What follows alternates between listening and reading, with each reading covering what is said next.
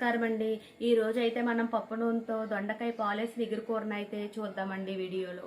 పావు కేజీ దొండకాయలండి, ఒక ఉల్లిపాయ, 2 పచ్చిమిర్చి. దీనికి కావాల్సిన పదార్థాలు పప్పు నూనె, పసుపు, ఉప్పు. దీంట్లో అయితే మనం కారం వేయమండి, పాలు, అదే విధంగా సరిపడగా నీళ్లు. ఇప్పుడైతే పప్పు నూనె వేసేద్దామండి. నూనె మరిగిన తర్వాత ఉల్లిపాయ పచ్చిమిర్చిని అయితే మనం వేసేయాలండి. ఉల్లిపాయలు వేగుతున్నప్పుడే కొద్దిగా పసుపు కూడా అందులోనే యాడ్ చేసేయాలి.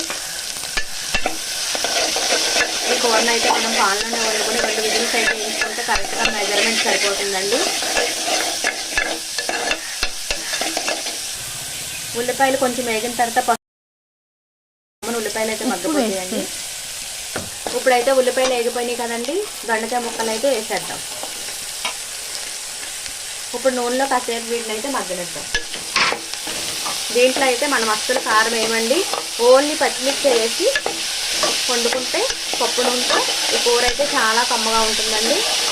దొండకాయలు అయితే ఇప్పుడు మగ్గిపోయినాయి కదండి, ఇప్పుడైతే వాటర్ పోసేద్దాం.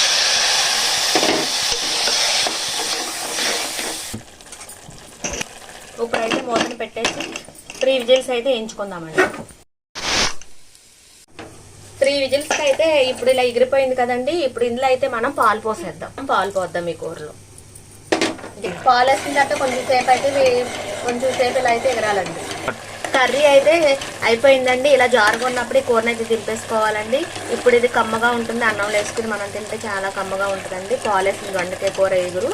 ఇప్పుడు మన ఇంటి మాటలు యూట్యూబ్ ఛానల్ని సబ్స్క్రైబ్ చేయండి, లైక్ చేయండి, షేర్ చేయండి, నాకైతే సపోర్ట్ చేయండి. ఇన్స్టాగ్రామ్ని కూడా ఫాలో అవ్వండి.